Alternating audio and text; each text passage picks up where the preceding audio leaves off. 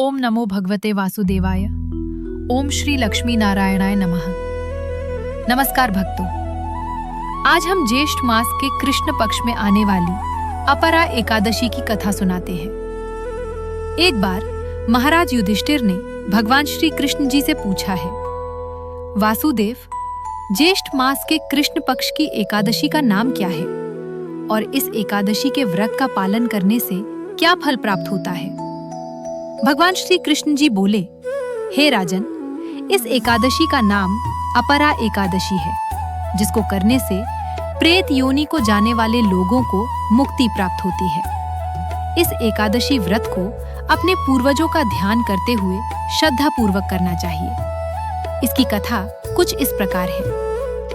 प्राचीन समय में माहिष्मति नगरी में राजा महिध्वज नाम के एक धर्मात्मा राजा राज्य करते थे। वे बहुत ही दयालु, सत्यवादी और भगवान विष्णु के भक्त थे।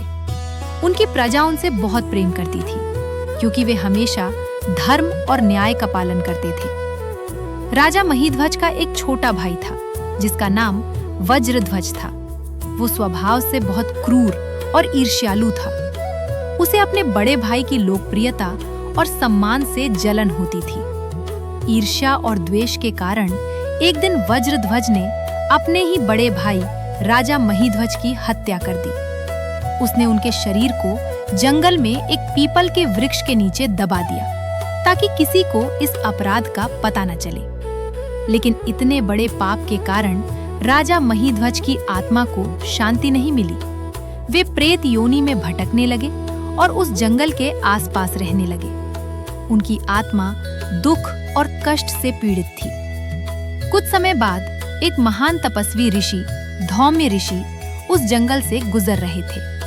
अपनी दिव्य दृष्टि से उन्होंने उस प्रेत को देखा और उसके दुख का कारण जान लिया।